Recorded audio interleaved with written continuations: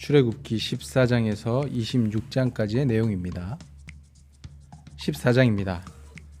바로가 정신을 차리게 되고 이스라엘 백성들의 뒤를 쫓습니다.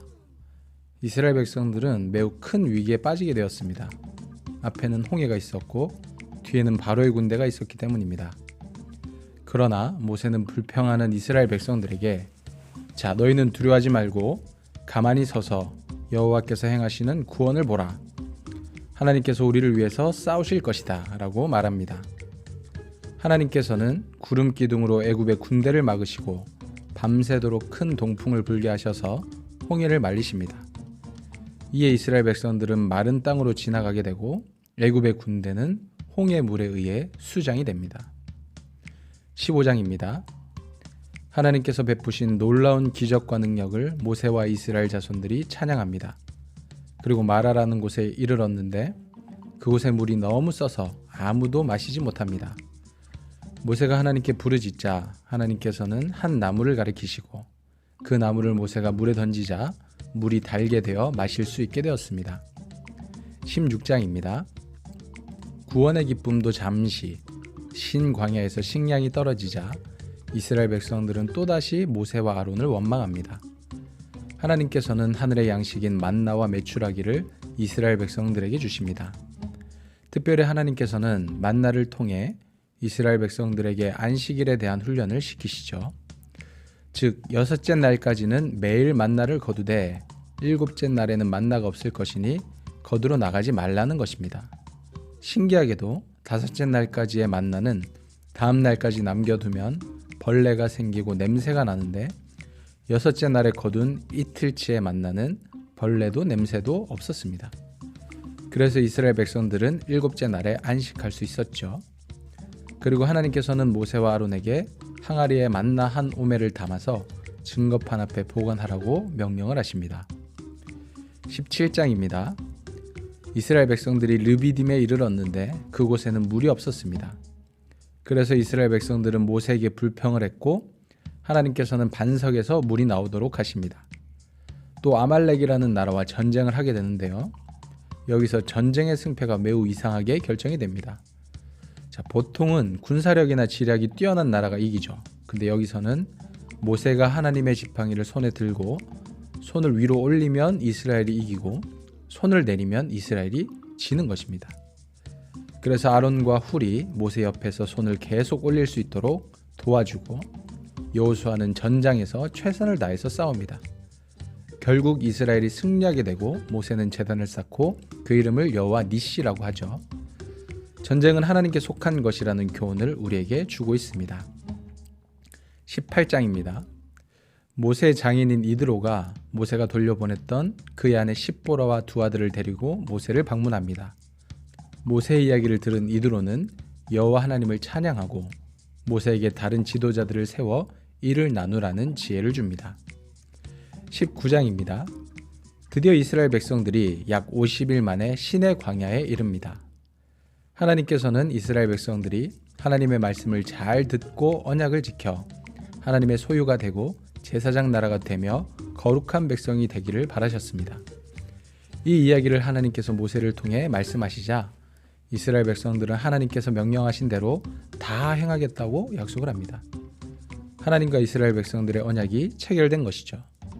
이제 이스라엘 백성들은 하나님을 섬기며 하나님의 말씀에 순종해야 하고 하나님께서는 이스라엘 백성들에게 약속의 땅을 주시고 계속해서 그들을 지키시며 보호해 주셔야 합니다.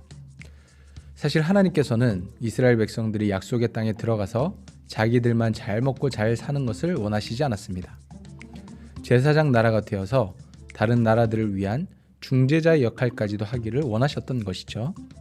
자, 무슨 말이냐면 다른 모든 나라들이 지금 현재 하나님께 등을 돌리고 점점 멀어지고 있으니까 이스라엘 백성들이 먼저 하나님으로부터 복을 받는 거룩한 백성이 되어서 다른 나라들로 하여금 자신들의 잘못을 깨닫고 하나님께 돌아오기를 원하셨던 것이죠.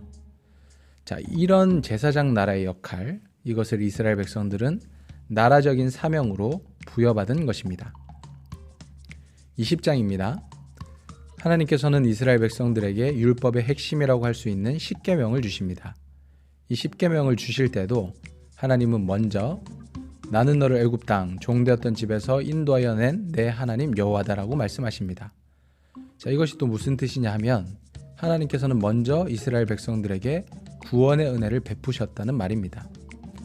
그리고 그렇게 은혜로 구원받은 이스라엘 백성들에게 그 은혜에 응답하는 삶을 살도록 하기 위하여 계명과 율법을 주신 것입니다. 항상 하나님의 은혜가 먼저이고 율법과 계명은 그 다음에 따라오는 것이죠. 21장에는 종에 관한 법, 폭행에 관한 법, 주인으로서의 책임에 관한 법이 나와 있습니다. 22장에는 다른 사람에게 손해를 끼쳤을 때 배상하는 법, 도덕과 윤리에 관한 법이 나와 있습니다. 23장입니다. 공평과 정의에 관한 법, 안식년과 안식일에 관한 법입니다. 특별히 안식년과 안식일에는 일을 하지 말고 휴식을 취해야 합니다. 그래서 땅과 짐승과 종들까지도 쉴 수 있도록 해줘야 합니다. 그리고 중요한 세 가지 절기, 유월절, 맥주절, 수장절에 대해서도 말씀을 하십니다. 각각 출애굽의 은혜, 밭에 첫 열매를 거둔 은혜, 그리고 양식을 추수하고 저장한 은혜를 잊지 말고 하나님께 감사하라는 것이죠. 24장입니다. 모세가 언약서를 가져다가 백성에게 낭독하여 듣게 하니 그들이 하나님께서 말씀하신 것을 다 준행하겠다고 약속을 합니다. 모세가 번제와 화목제를 드린 제물의 피 절반을 가지고 백성에게 뿌리며 이것은 여호와께서 이 모든 말씀에 대하여 너희와 세우신 언약의 피라고 이야기를 하고 그 언약을 확증합니다. 하나님께서는 모세에게 율법과 계명을 친히 기록한 돌판을 주겠다고 말씀하시며 모세에게 산 위로 올라오라고 말씀하시고 모세는 산에 올라가 40일을 머물게 됩니다. 25장입니다. 하나님께서는 모세에게 성소를 지을 예물을 이스라엘 백성들로부터 모으라고 하십니다. 딱 한 가지 원칙이 있는데 그것은 기쁜 마음으로 내는 사람들의 예물만 받으라는 것입니다.